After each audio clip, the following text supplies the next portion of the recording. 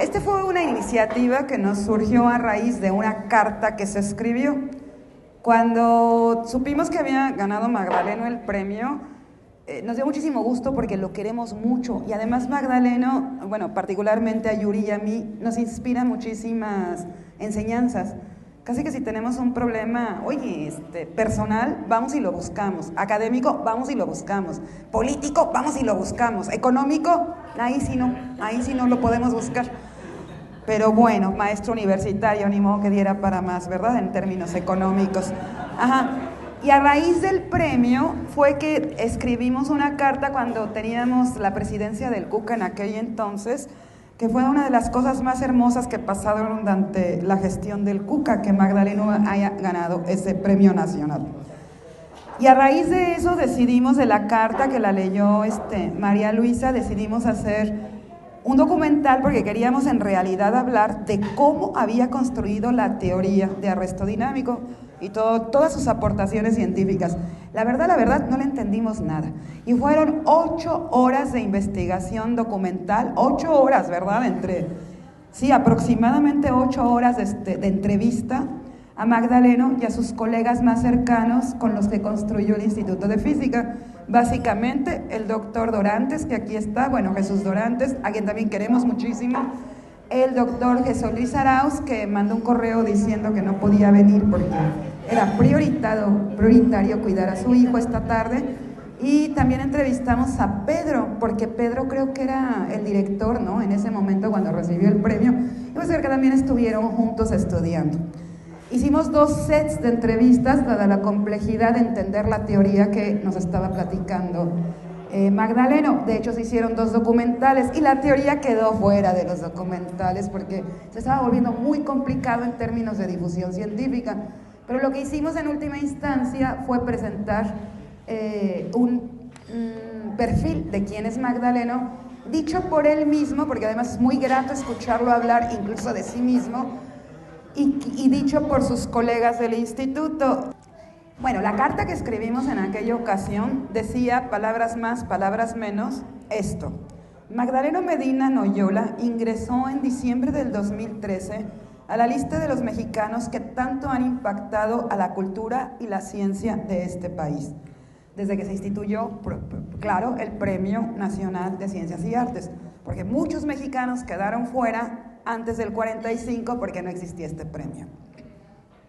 Nosotros recordamos estos premios a personalidades tales como la música que disfrutamos, nada más para que vean la dimensión del premio. Carlos Chávez, Mario Lavista,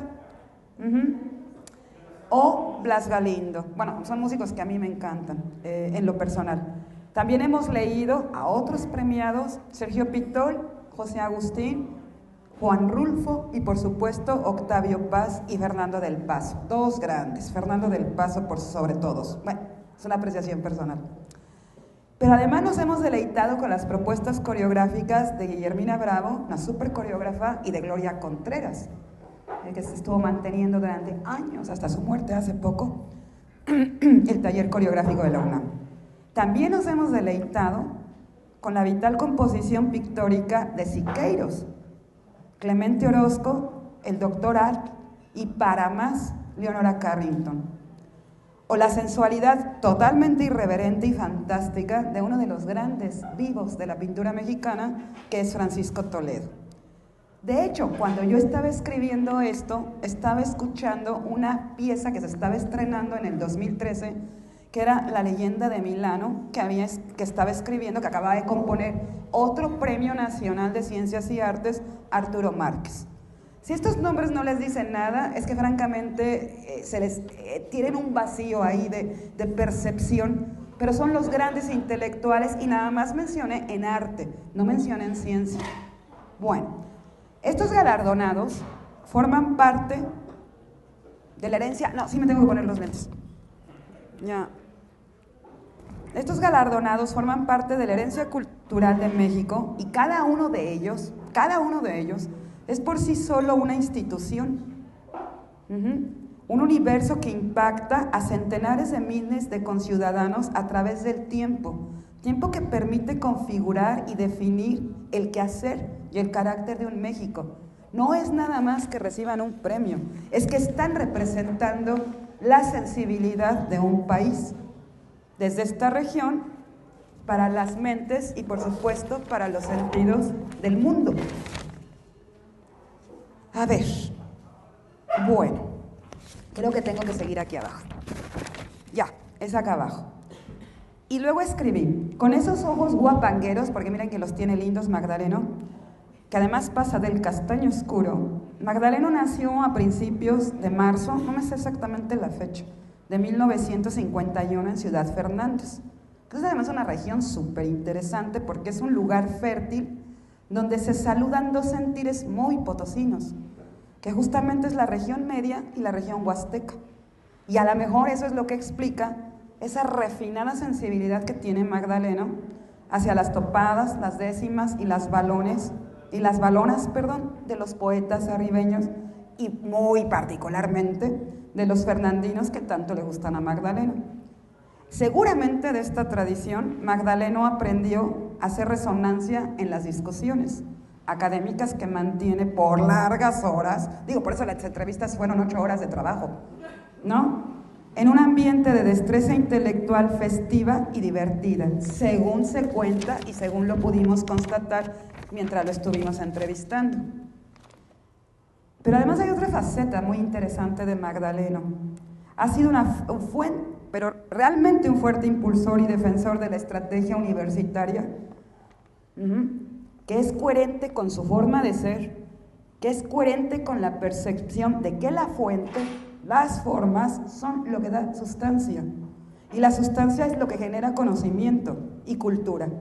Para él la ciencia trasciende, sea natural, social o exacta. Porque sí, le gusta todo. Y para él la ciencia es la conciliación y el eje práctico de la dimensión universitaria. O sea, si alguien hay universitario, es Magdaleno. Para él, la aliada perfecta de la ciencia es la academia. ¿Ya llegó Magdaleno? Estamos hablando mal de... Luego le pasamos esto para que lo lean. Bueno, se dice de él que escogió la carrera de física nomás porque era divertida.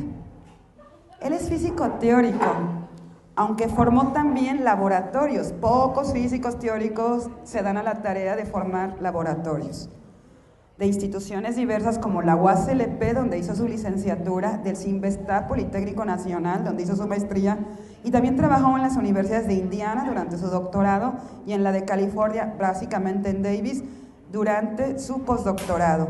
Entre 1981 y 1980 y no sé qué, porque se me olvidó un número, fue profesor titular del Departamento de Física del CINVESTAP en el Politécnico Nacional, y a partir, pues ha de ser 89, ¿verdad? Y a partir de 1990 es profesor investigador del Instituto de Física de la UASLP. Sus trabajos son brutales. Fíjense nada más los títulos: líquidos y fluidos iónicos. ¿Verdad? ¿A poco no está para un guapanguito? Propiedades estructurales estáticas, teoría de fluctuaciones, difusión, movimiento browniano en suspensiones coloidales. Bueno, está como para música electrónica. Formalismos de la ecuación Langevin, no sé si lo estoy diciendo bien, generalizada. Teoría autoconsistente de la dinámica coloidal. Interacciones hidrodinámicas, arresto dinámico en sistemas coloidales y clases de universalidad dinámica de sistemas de esferas duras, equilibrio contra arresto dinámico, que son dos categorías de la materia. Bueno, todo esto tiene que ver con la teoría que explica las propiedades de la materia en estado dinámico. Tengo que decir otra cosa que estaba escrita en esta misma carta, que llegó con copia, por supuesto, a la rectoría. No puedo decir, no puedo evitar decir, no puedo dejar de decir, no puedo gritar, dejar de gritar, que sería deseable, porque es un buen momento para decirlo una y otra vez, nunca va a dejar de ser un buen momento para decir, que sería deseable que investigadores y académicos de la talla de Magdaleno conformaran los equipos de decisión de nuestra institución, o sea, la UASLP, como lo fueron premios nacionales en ciencia y arte también Antonio Caso, Guillermo Soberón, José Sarucán, rectores de pues, la máxima casa de estudios, no porque sea la más fregona, sino porque es la más grande y la isla nacional. Con esto estoy queriendo decir que realmente debemos de trascender los puestos políticos y tener a gente de la talla de Magdaleno tomando decisiones en beneficio de la universidad. Y lo voy a decir siempre. Cabe finalizar reiterando el gran cariño, porque le tenemos un gran cariño, y una gran admiración por la persona, pero también por su quehacer. Pues felicidades universitarios y que esta sea una fiesta. Bueno, eso fue lo que se escribió en aquel entonces y creo que tiene vigencia todavía. Además hice un poco de movimientos porque ya al final no me gustó cómo estaba.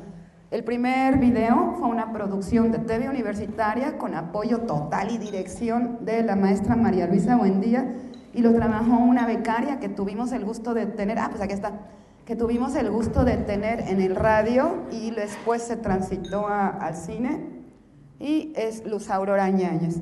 El segundo documental ya lo hicimos, también lo editó Luz Aurora Ñáñez con la dirección de María Luisa Buendía, y ese sí yo trabajé un poquito más. Bueno, pues espero que lo disfruten con la advertencia de que la teoría nunca la pudimos explicar. El afán de los físicos es entender las propiedades del material en términos de sus constituyentes moleculares. La forma de la molécula que constituye ese material o las moléculas, la interacción entre estos diferentes tipos de moléculas entre sí y cómo esas interacciones determinan que el material se evapore, no se evapore, forme un sólido, qué tipo de sólido, etcétera, etcétera.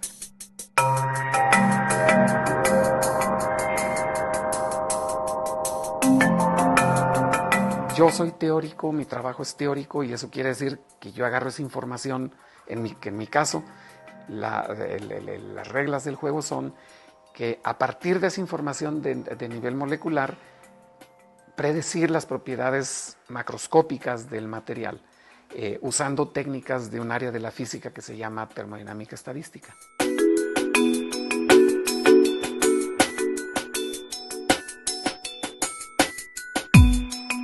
Ciencias Físico-Matemáticas y Naturales se otorga el premio al Dr. Magdaleno Medina Noyola.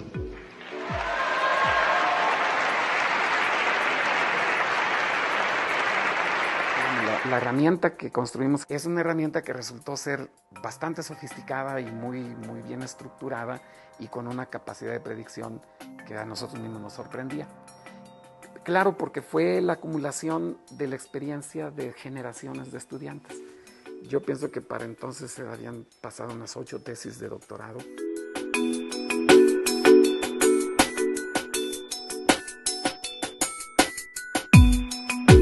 Yo fui estudiante de licenciatura aquí en lo que era la Escuela de Física de la Universidad Autónoma de San Luis Potosí. Hice la maestría en Ciencias en Física en el Centro de Investigación y Estudios Avanzados del Instituto Politécnico Nacional, que la gente conoce como CINVESTAV. Al terminar fui a hacer el doctorado a la Universidad de Indiana en Estados Unidos, en el Departamento de Química. Lo anterior había sido en Física y el doctorado fue en Físico-Química. Después de eso todavía me quedé 2 años más haciendo trabajo postdoctoral en la Universidad de California, en Davis. Y en 1981 regresé al país y empecé como profesor en el mismo departamento donde había tenido la maestría. En esos 9 años que yo estuve en el CINVESTAB, 8 o 9 años, es donde yo comencé a hacer mi trabajo de investigación en las líneas en las que eventualmente ya consolidé mi trabajo. Estudiar este tipo de sistemas que involucran un solvente como el agua y objetos que andan dispersos o disueltos en él, forman líquidos más complejos de los que estamos acostumbrados. Y a eso les llamamos fluidos complejos. Ese fue el campo en el que yo trabajé, modelando a partir de estas, primero las interacciones entre estos objetos y luego a partir de esas interacciones, cuál va a ser la estructura de ese material y las propiedades macroscópicas, la viscosidad, la temperatura, bueno, las propiedades termodinámicas como presión, temperatura, cómo cambia la temperatura, la presión con la temperatura y este tipo de cosas. O también propiedades de transporte, qué tan rápido fluye ese material. Esas son las propiedades que uno quiere explicar a partir de las fuerzas de interacción entre las moléculas. Estuve de profesor hasta 1989, que me cambié aquí al Instituto de Física de la Universidad Autónoma de San Luis Potosí, donde he estado hasta la fecha. Este mismo trabajo continuó tratando de hacer más complejos nuestros modelos. Mi grupo terminó generando una herramienta predictiva, una teoría le llamamos, pero que a nosotros nos gusta pensarla como una herramienta para predecir cosas. Tanto cuestiones generales de comportamientos así generales que todos los sistemas obedecen en las mismas circunstancias, como el comportamiento específico y peculiar que depende de la forma particular en que interaccionan las componentes de ese material. Los átomos o moléculas que constituyen al líquido, que en el líquido andan cada una donde quieren, en el sólido cristalino se acomodan en una red cristalina. Una red cristalina es como las esquinitas de los mosaicos, ¿sí?, que quedan espaciados de manera regular. Normalmente lo que nosotros los físicos entendemos y podemos predecir sin problemas es qué le pasa a un líquido cuando se enfría y se hace un sólido, pero sólido cristalino, ¿sí? Esa transición que decimos de equilibrio, de un estado de equilibrio líquido a un estado de equilibrio sólido, entra dentro de lo que nosotros hemos podido modelar y predecir desde hace 100 años.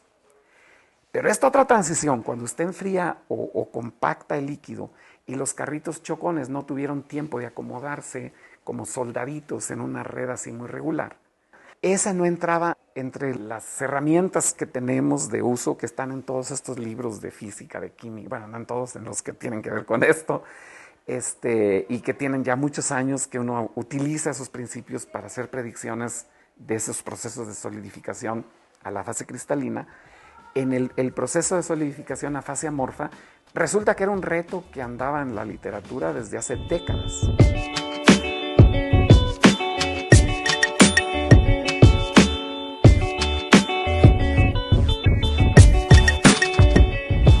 Nos dimos cuenta que esa herramienta podía calcular, por ejemplo, qué tan lejos va a llegar una partícula de estas que está chocando con otras. Por ejemplo, con los carritos chocones. Si no tuviera otras con quien chocar, llegaría más lejos en un cierto tiempo, por procesos de difusión. Pero si está chocando con otras constantemente, pues esa movilidad se le va a restringir. Entonces, la movilidad es función o depende del número de compañeras que tiene alrededor. Hay un fenómeno colectivo que hace que de repente la movilidad de todos se para, ¿sí? Y resulta que nuestra teoría podría decir cuál era el empaquetamiento de partículas coloidales que va a hacer que se pierda de repente la movilidad de todos. Pues resulta que eso define una transición de lo que vemos todos los días que ocurre con muchos materiales, con muchos líquidos. En última instancia, aunque sí predecían en qué instante los carritos chocones iban a quedar congestionados, no pueden predecir qué pasa cuando ya quedaron en este estado amorfo. Si yo lo sigo comprimiendo, esa cosa amorfa va a tener algunas propiedades. Por ejemplo, un ámbar de 20 millones de años deformado. Usted puede hacer un sólido que se parece a este ámbar que tiene 20 millones de años. Se parece, pero cuando le mide propiedades, no son las mismas propiedades. Este ámbar joven, resulta que sus propiedades están cambiando. Es un material amorfo. Si le mide las propiedades hoy, da un cierto tiempo de recuperación. Si lo hace mañana, da otro. Si lo hace en una semana, da otro. Si lo hace en un mes, sigue cambiando al mes, al año, a los 10 años, a los 20 años, etcétera, etcétera. Entonces, este material claramente no está en equilibrio termodinámico, que son los estados que nosotros los físicos entendemos mejor. Estando así las cosas, tanto la teoría de la competencia como la nuestra podía decir a qué temperatura se iba a empezar a solidificar, y arriba de la cual todavía iba a permanecer líquido y no se solidificaría. Esa transición, esa temperatura de esa transición es lo que le llaman temperatura de la transición vítrea. La teoría nuestra, por más que era muy bonita y todo, nos predecía las cosas arribita de la transición, pero ya abajo ya no sabe qué decirnos. En esas estábamos cuando aparece otra generación de estudiantes, uno de ellos muy brillantes. Este estudiante tuvo la curiosidad de decir, bueno, ¿y no habrá manera de ir a una teoría que se salga de esas limitaciones de la teoría actual? Y bueno, ahí empezó una discusión muy interesante de cómo extender esa teoría a condiciones de no equilibrio. Fue poniendo los elementos, lo hicimos realmente muy interactivo y todo, pero el resultado está escrito en la tesis de doctorado de Pedro Ramírez González, una teoría que remonta esas limitaciones. Empezamos a aplicar esa teoría a sistemas sencillitos en los cuales podíamos comparar con las predicciones de esta nueva herramienta. Les digo, es como de pronto tiene una nueva máquina de hacer algo.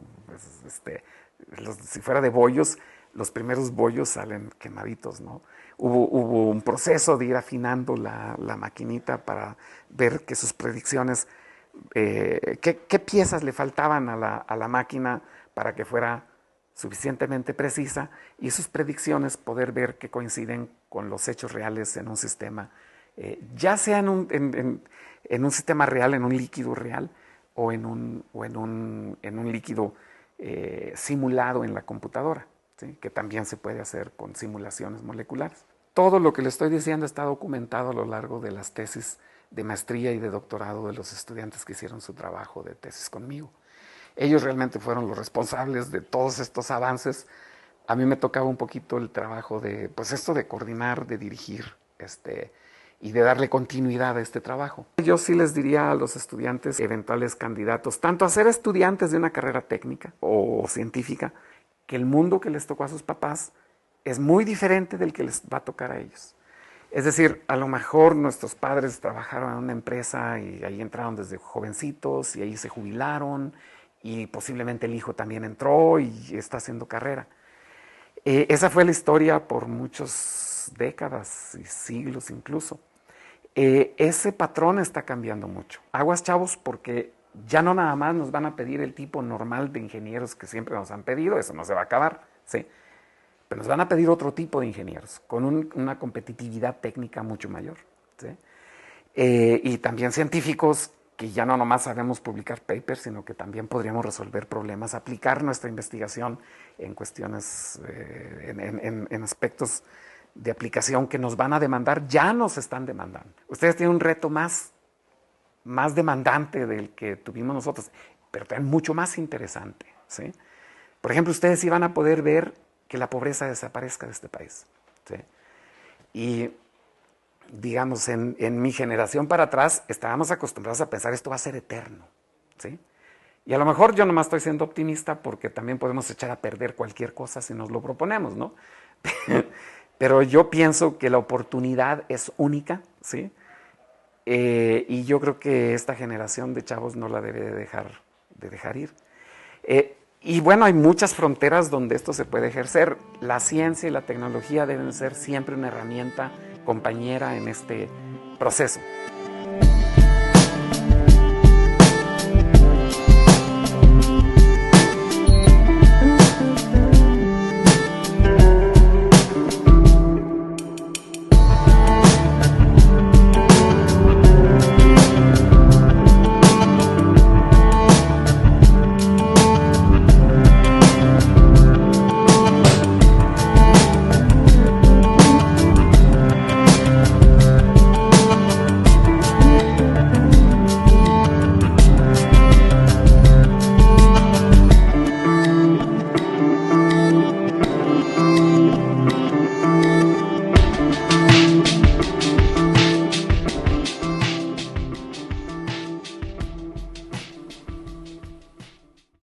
yo me vine a dar cuenta que me interesaba la investigación hasta que llegué a la universidad.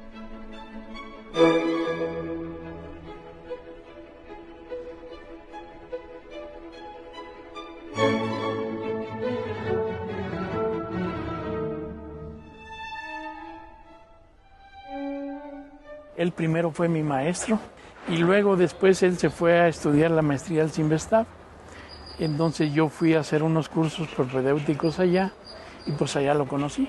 Él se había graduado de maestría en el CINVESTAB y le ofrecieron una plaza en Puebla. Y me fui a trabajar un año a la Universidad Autónoma de Puebla, que fue una época padrísima. Y en algún instante me casé y en cosa de mes y medio estaba yo iniciando mi doctorado. Y se fue a Estados Unidos a hacer sus estudios de doctorado y después estuvo ahí de postdoc también. Y luego regresó a México y regresó al CINVESTAB. Magdaleno llegó como profesor al CINVESTAB. Entonces, debido a que el departamento de física había crecido mucho, dividieron a un grupo de profesores para instalarse en otro edificio cercano al departamento de física. Como éramos muy pocos, éramos del orden de 10 entre profesores y estudiantes, pues había mucha camaradería, mucha relación, mucha comunicación. Fue una época al principio muy difícil y quien siempre estaba preocupado de nosotros era Magdaleno. En una ocasión teníamos 3 días sin comer y no, pues todos esperando a que llegaran las 4 o las 5 de la tarde del domingo porque llegaba Magdaleno. Y efectivamente llegó con las bolsas llenas de comida que su mamá le mandaba. Y no lo saludamos, le quitamos las bolsas. Dijimos, a ver qué trae Magdaleno. Y ahí es donde empezamos los sueños de hacer cosas en provincia. Y Medina en aquel entonces estaba pensando en volverse a San Luis Potosí también. La situación en la Ciudad de México era tremenda. Pues no estoy hablando, cuando yo regresé a la Ciudad de México era el año 90. Y francamente en el CINVESTAB estaban muy desarrolladas. Solamente un área experimental y lo dominaban todo. Y la gente no daba oportunidad, ¿no? Ahí mismo en el departamento, a que otras áreas crecieran. Entonces estaba con pocas oportunidades realmente. Regresando a mi casa, veo a mi hijo que anda jugando con sus amiguitos en un baldío. ¿Y a qué le andan tirando? Dice, a las ratas, papá, andamos cazando ratas. Adiós, ahora sí ya nos vamos. Afortunadamente en algún instante se abrió la opción de una plaza justo en el instante en que yo estaba decidiendo ya salirme del DF. Platicando con Magdaleno, dice, pues vamos a San Luis, mira, hacemos otro CINVESTAB chiquito. En aquella época era CINVESTAB chiquito, pero es muy diferente. ¿En qué relación CINVESTAB chiquito? En la cosa académica, que debemos ser muy buenos publicando, dando clases y todo. De alguna manera todos pasamos un rato ahí en el CINVESTAB. Yo conocí a Dorantes y conocí a Arauz. Cuando se empiezan a integrar aquí, bueno, pues entonces son personas conocidas. Entonces a lo mejor esa es una de las razones por las cuales tenemos algo en común. Arauz piensa diferente que yo, Jesús piensa diferente que yo, Magdaleno piensa diferente. Así es que lo único común que tenemos era que el instituto sea un centro de trabajo de prestigio. Eso era lo que teníamos en común. Y a luchar por obtener el mejor instituto. No se necesitan muchas cosas para jalar juntos. Cuando ya nos quedamos aquí en el instituto para hacer planes, éramos 4 los que estábamos siempre en el carro, que eran Pedro Villaseñor, Magdaleno, Arauz y yo. Entonces los 4 nos quedamos hasta las 3 de la mañana haciendo planes, trabajando para poder sacar esto adelante, ¿no? Y en nuestros ratos libres lo que hacíamos, nos gustan mucho las carnes asadas, pues hacíamos una carne asada. Decíamos, bueno, empecemos por cómo no nos queremos ver. No nos queremos ver como el Instituto de Física de la UNAM y como el Departamento de Física del CINVESTAB, los mejores departamentos de física del país, y dices que no quieres ser como ellos. Y entonces los suavizamos, no, es que ellos ya son muy buenos en lo que hacen. Entonces la única manera de diferenciarnos fuertemente de ellos era hacer 2 cosas. Una es hacer cosas diferentes a los de ellos, porque pues ¿para qué competimos? Y número 2, la manera que nos va a distinguir de toda la gente es hacer un buen posgrado. Entonces, cuando decíamos no queremos ser como ellos, en realidad sí era en serio. Y lo que nosotros estábamos convencidos es de que el país no va a cambiar con que la UNAM sea buena o que el CINVESTAB sea bueno, porque esos van a estar ahí, siempre son buenos. Va a cambiar cuando las universidades estatales sean buenas. porque muchas han estado en manos de gente que es cero académica y lo que quiere es simplemente vivir y aprovecharse de ella, ¿no? Y allí es donde están formando la mayor parte de los muchachos que están en los estados. Cuando a él le dieron el premio, él estaba joven, le dieron el premio de la Academia Mexicana de Ciencias. Y su discurso básicamente se centraba en apoyar a los investigadores jóvenes. Y tiene razón, los jóvenes son los que apenas empiezan, pues hay que arrimarle los utensilios para que trabajen. Reclutaban estudiantes, conseguimos dinero, en aquel entonces el rector era el licenciado Lastras, para reclutar estudiantes. Teníamos que ir, les damos una bequita para que vinieran aquí un verano y si pasaban esos cursos entraban. Y así fue como hicimos un posgrado que competía en aquella época con el CIMBESTAB. Era el posgrado más exitoso fuera del CIMBESTAB en el país, ¿no? Y ustedes pueden ver egresados de aquí que son profesores en todo el país ya, y algunos en el extranjero. En ese tiempo el director del instituto era el profesor Juan Fernando Cárdenas y fue una época muy dinámica para Magdaleno porque tenía que armar todos los proyectos que vinieran a sustentar su existencia aquí. Cuando estaba Magdaleno llegamos a tener el centro de cómputo más grande de toda la universidad. En el 91 había en la SEP una propuesta para conectar a las universidades por una cosa que se llamaba BitNet. Era una cosa que es alternativa al Internet, no es Internet. Y nosotros no nos dejamos. Veníamos de lugares del extranjero donde ya estaba funcionando el Internet. Entonces, nos fuimos a Monterrey, al TEC de Monterrey, y decirle, ¿ustedes cómo le hicieron para tener Internet? No, pues ahorita estamos muy interesados en que eso se esparrame. Y él era el cuate de Monterrey, el presidente de la red de Internet de México. Si ustedes quieren Internet, los conectamos. Y empujamos, nos peleamos con los de aquí para que no nos conectaran en esa cosa. Y nos movió Magdaleno. Se contrató una línea telefónica del Tecnológico de Monterrey al instituto y tuvimos Internet. Y teníamos comunicación entre nosotros mismos. Fuimos el primer centro de la universidad que tuvo Internet. Fuimos antes que el CIMBESTAB y más o menos paralelo a la UNAM, y la UNAM parcialmente. Nosotros teníamos Internet desde el 91, usando perfectamente. Es el mismo que tenemos ahora, es una línea aparte. Y eso fue idea de Magdaleno, de empujar de Magdaleno. Entonces, de repente, incluso resulta que yo, que era de los más recién llegados, de repente empiezo a ser casi de los más seniors. Al grado de que el rector me pide que se me pueda encargar de la dirección. Ni él sabía cómo hacer las cosas, ni yo sabía cómo hacerlas. Y a mí un día me dijo, Pedro, échame la mano y quiero que seas el secretario académico del instituto. Le dije, bueno, está bien. Y dice, mira, aquí traigo ya tu nombramiento. Y el primer documento que firmé lo pararon allá en rectoría. El licenciado le mandó a hablar al doctor Medina y le dije, oye, Magdaleno, ¿y quién lo nombró? Ah, pues yo, licenciado. Dije, no, es que el que los nombra soy yo. Hazme la solicitud para poderlo nombrar. Bueno, pues está bien. En realidad, ni él ni yo sabíamos cómo se hacían las cosas.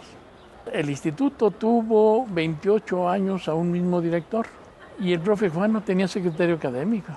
Él era director, secretario académico, consejo técnico, secretario. Y entonces cuando Magdaleno lo sustituye, pues no había documentos de nada, no había formatos de nada. Todos los tenía el profe Juan, entonces había que inventar. Magdaleno nos impuso una visión más adelantada, todo académicamente. Cuando fui a estudiar fuera y luego regresar, pues yo soy como parte de los ojos de mi país para mirar el resto del mundo. Y si algo va a ganar mi país, también debería de ser cómo aprovechamos lo mejor que vemos de fuera. Una universidad se caracteriza por tres cosas. Una, que su planta académica tenga la máxima habilitación. Dos, que hagan investigación. Tres, que exijan, que no se queden callados. Dice Harvard, si uno hace un escaneo en las mejores universidades del mundo, sus profesores tienen esas características, tienen proyectos de investigación, hacen buena investigación, dan sus clases y aparte no están satisfechos con nada. O sea, queremos más y más y más y más y más. Y esa es un poquito la idea de Magdaleno, porque siempre iba, queremos más y queremos más. ¿Para qué quieres si ya tienes? No, más, más, más, más. El Instituto de Física era un lugar bastante pequeño en cuanto a personal y en infraestructura. El instituto estaba conformado por la parte donde está la secretaria, la biblioteca y el auditorio. Ese era el Instituto de Física, ese pedacito. con 6 cubículos. Este edificio se logró de empuje y empuja hasta que se hizo a medida nuestra. Tocó puertas por todas las secretarías de la universidad y bueno, ahora se cuenta con un edificio muy grande y se cuenta con un montonal de gente que labora aquí en este instituto. Yo creo que todo eso ha sido el producto de mucho trabajo. Hay que reconocerle fuertemente a él, él fue el principal impulsor de primero la calidad que la cantidad, número 1, y número 2, el trabajo es lo único que rinde frutos. Y hacer bien lo que nosotros sabemos hacer. ¿Para qué hacemos otras cosas que no sabemos hacer? Hacer bien la investigación, bien dar nuestras clases y cero grilla. Pero ir a exigir cosas académicas que corresponden. Algo que tuvo Magdaleno importante cuando llegó a la dirección fue, muy bien, todos los maestros en ciencias que quieran hacer un doctorado en algún otro lugar, háganlo. Aquí les conseguimos lo que sea necesario con el propósito de que este instituto tenga como perfil puros doctores. Y hubo quienes lo aprovecharon. Si por alguna razón nos enterábamos que había que hacer proyecto para solicitar apoyo económico, a todos se los decían un mes antes y a nosotros nos lo decían un día antes. Entonces llegaba Magdaleno, Pedrito, ni modo, nos lo dicen así para que no tengamos, pero... Y obteníamos, siempre los terminábamos. Ahí estaban a las 2, 3 de la mañana terminando los documentos. Es que no conocen nuestra capacidad de respuesta. Y efectivamente. Nomás se ponía el sol, era la calma total en el instituto en el sentido de que se acababan las llamadas por teléfono, ya no había nada administrativo ni nada que hacer. Cuando uno anda por el mundo, uno se da cuenta que la física no es nada más teórica. Hay una parte fundamental que es la experimental. Y la ciencia no es teórica o es experimental, es todo. Entonces estaba faltando esa parte. Era idea de Magdaleno, yo creo que era correcta. Era contratar gente que fuera experimental. ¿Para qué? Para que los teóricos pudiéramos descargar o comparar los conocimientos que uno hace con los resultados del laboratorio. Y eso es muy bueno. Y a partir de allí, Magdaleno empujó mucho la contratación de gente que tuviera predilección por el laboratorio. Y si además era un buen teórico, pues ya lo hicimos. Soy teórico, pero me encanta visitar y mirar esas cosas que hacen los experimentales, como mi colega José Luis Arauz. Para poder conseguir cosas necesitamos hacer algo extra, que es la investigación. Entonces, para poder destacar, tiene que ser investigación y dar clase. No vamos a abrigar a nadie. Queremos gente que traiga sus propios proyectos, que haga sus propios proyectos y que desarrolle su investigación aquí en el instituto. Nada de divas. El que llega aquí tiene que dar su clase, pero también hacer su investigación. La mayoría de los investigadores tiene proyectos con otros compañeros en otros lugares, por un lado. Por otro lado, tienen que pasar parte de su tiempo en la preparación de cursos, en la atención de los muchachos, en la atención de su tesis. Hay muchos ejemplos. La gente que llega aquí, el mismo ambiente los empuja a que sigan, a que sean competitivos en investigación, pero tienen que dar su clase y chambearle en toda la chamba que hay aquí. Y es una política que impulsó mucho Magdaleno. Pero también había, en esa época, estamos hablando de los 90s, estas grandes sedes de la física. Hubieron áreas que crecieron en esa recta final del siglo pasado, que eran demasiado fuertes. En el mundo ya iban en declive algunas áreas de investigación, pero aquí eran tremendamente importantes. ¿Pero eso qué hacía? Que lucieran viejitos. Entonces, empezar a mirar áreas que tengan relevancia en el futuro, no en el pasado, ¿no? Era en ese sentido. Entonces, en el 97, aquí en el instituto nos pusimos realmente a pensar entre todos qué es lo que apuntaba hacia el futuro. Y la mayoría de la gente convergió en opinar que el campo de la biofísica era un campo del futuro. Por intuición o por lo que sea, dijimos, esta es la dirección. Teníamos que desarrollar la biofísica, órale pues. Entonces, ¿qué hicimos? Lo mismo que cuando hicimos el primer centro de cómputo del país, preguntarle a los que saben. Consultando con muchos otros colegas, sobre todo del extranjero, nos decían con toda verdad que si queríamos hacer biofísica teníamos que estar asociados a un grupo de biólogos, porque sino quién va a hacer la parte de bio, ¿no? Que dijimos, vamos al CIMBESTAB, que es el contacto que tenemos a que nos asesoren. Entonces nos dijeron, ¿tienen un biólogo, tienen biología ahí? Pues júntense con ellos. No, no hay biología. Ah, caray, ¿no hay biología en la universidad? No, no había biología. Pues contraten un biólogo. Y Magdaleno empezó a ver a quién le contratamos. Las contrataciones eran a través de CONACYT, y CONACYT, cuando vino la evaluación, rechazó la contratación porque dice que va a ser un biólogo en un instituto de física, ¿no? Todos los profesores biólogos, porque esos venían a un programa específico, ¿no? Entonces tenían otras características. Tuvimos que explicarles, tuvimos que hacer cartas, explicarme, queríamos desarrollar la biofísica y todo. Ah, ok, ahí está. Y se contrató un biólogo en el Instituto de Física para tratar de ver cómo se desarrolla la biofísica. Yo era director hacia el final de los 90s y a veces me preguntaban en la administración, sobre todo en vigilancia, oiga doctor, ¿qué está pasando en el Instituto de Física? Porque se oían unos ruidos rarísimos a medianoche, a las 3 de la mañana. Algo está pasando ahí. Y resulta que la vez que me preguntaron, entonces yo averigüé y lo que estaba pasando es que estaba medio instituto trabajando a las 3 de la mañana. Los estudiantes trabajaban a deshoras. No es sano lo que usted quiera, pero ese era el estilo en esa época. Entonces, a las 2 de la mañana se salían al patiecito que había en la segunda planta a echar una cascarita de fútbol.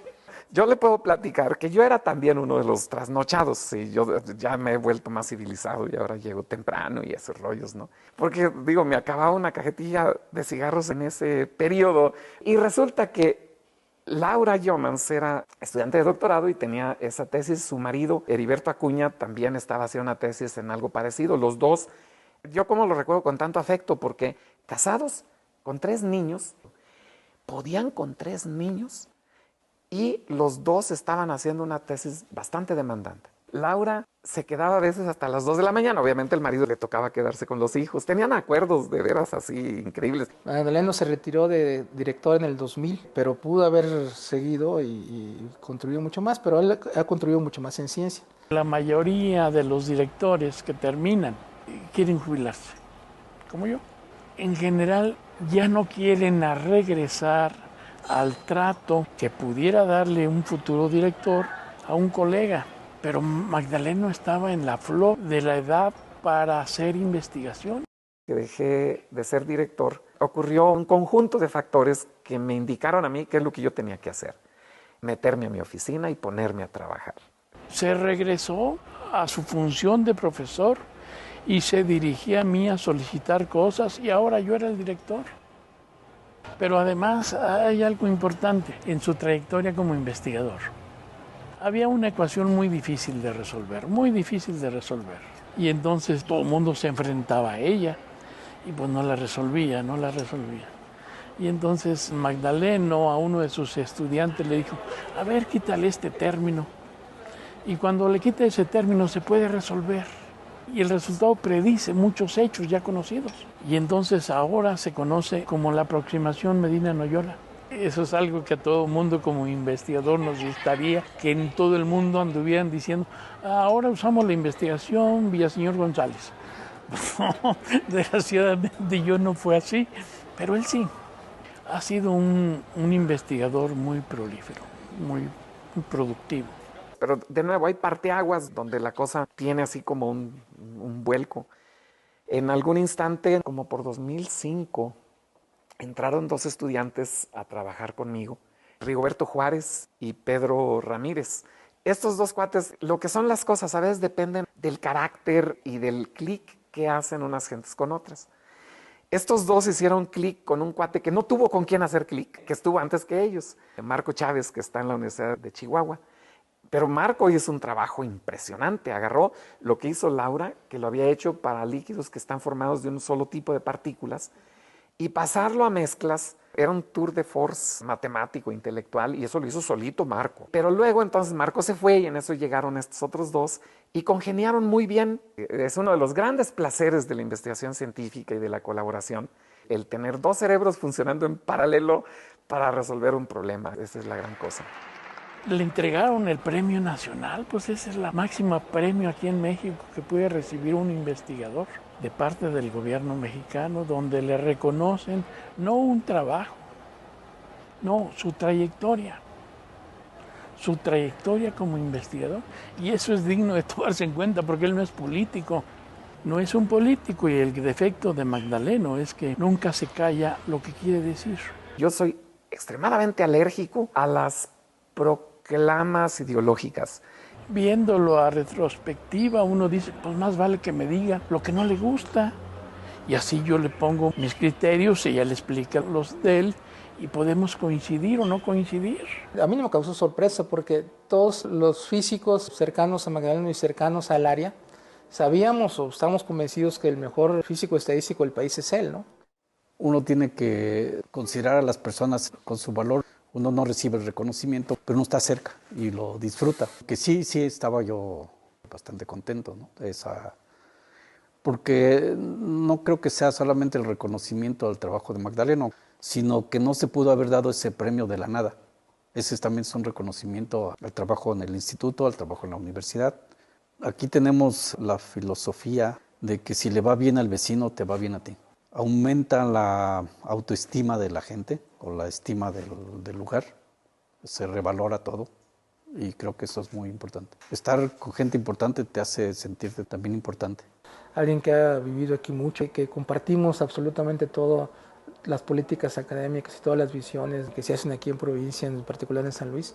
Entonces fue mucha satisfacción. Y entonces si uno lo ve desde ese punto de vista, pues qué bueno que no es político, él es académico.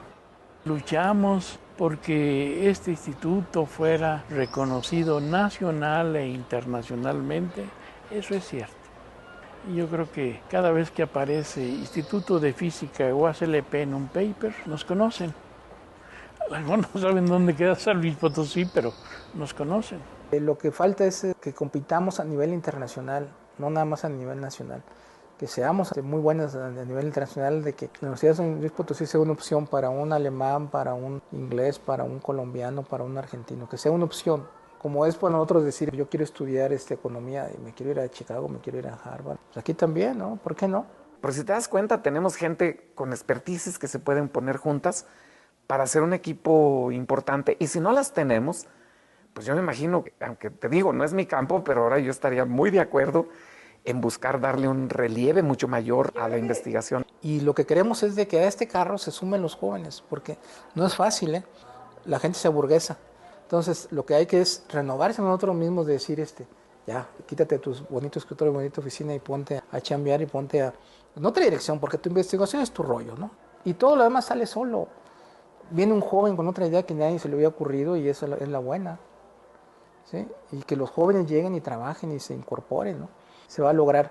Aquí creo que es un buen crisol, un buen matraz para hacer esos experimentos y ver que esto se puede lograr, ¿no? Sería uno de los varios proyectos en los que la universidad debería de apostar, pero eso sí, meterle galleta, hacerlo de muy, muy alto nivel. La convivencia ha sido cotidiana, ¿no? Es diaria. De hecho, nuestras oficinas están casi una al lado de la otra, ¿no?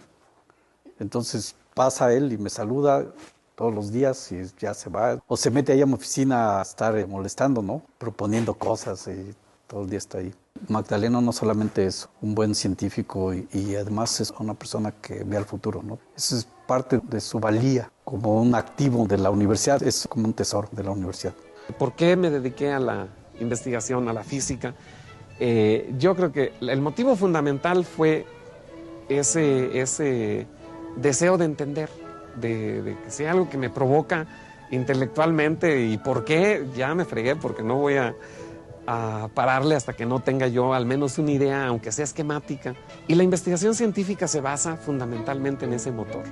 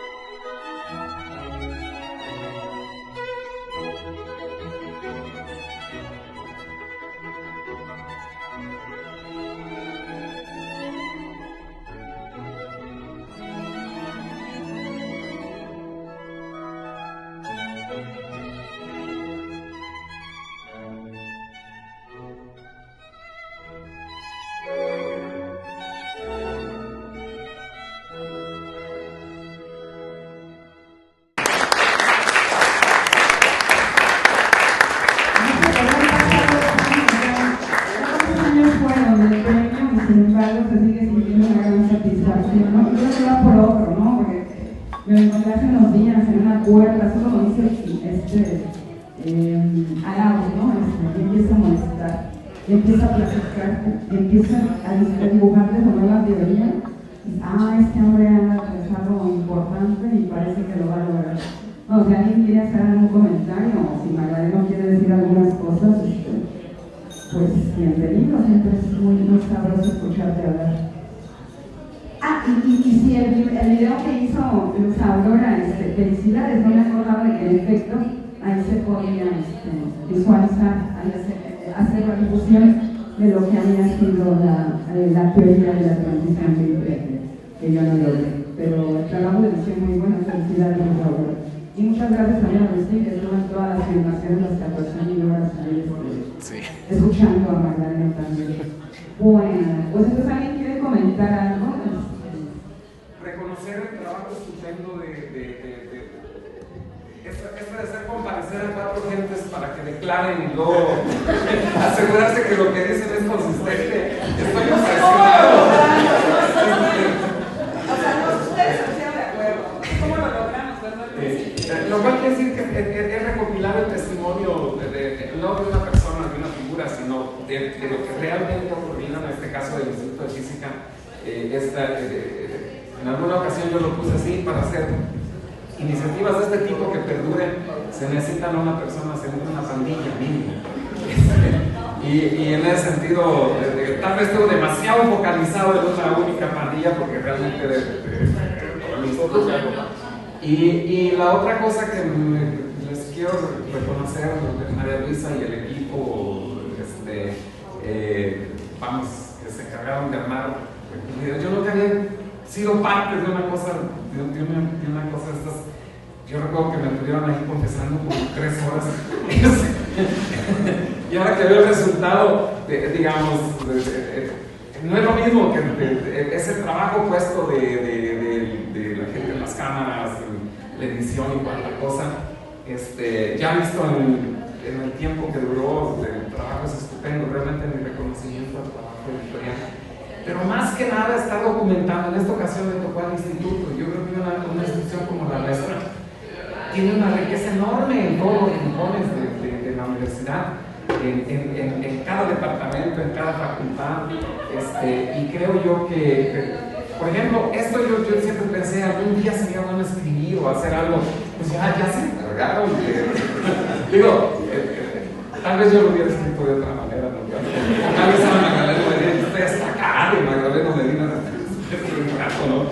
Pero yo pienso que el que sea ¿cómo se dice? El retrato de algo que ocurrió en una época y digamos que es parte en este caso de la universidad y para tal caso de la ciudad y del estado y de nuestro país. Yo creo que el país es una riqueza enorme de experiencias de este tipo y el que se rescaten y que se compartan. Yo quiero, por supuesto, agradecerles por haber focalizado en mi persona, lo cual está padre y todo, pero más que nada hacer este esfuerzo que lo hicieron estupendamente, y el entusiasmo de Liliana y de Yuri. También lo que está muy padre es ser parte de esta comunidad donde, como decimos, no pensamos igual, hay un montón de cosas en las que pensamos diferente, pero hay un conjunto de valores que son los mismos, y eso yo pienso que es la gran cosa. Estamos en familia. Eso es lo que yo quería decir.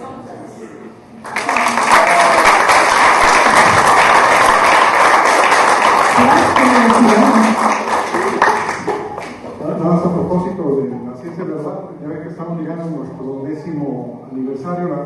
Acaban de ver hace un momento la plática que cierra el ciclo del 2016, para que el 30 de noviembre aquí nos veamos. Pero el comentario va que parte de esas polémicas, discusiones, ideas, proyectos, planteamientos, hay que mencionar que la ciencia del bar surge de una actividad de discusión que se tuvo en el seno de la llamada de ciencias, donde participó activamente Magdalena Medina. O sea, la ciencia del bar se deriva de ahí, no sé si recuerdan, aquí ahorita me recordó Pepe Nieto, y es un comentario que más que pertinente también es para hacer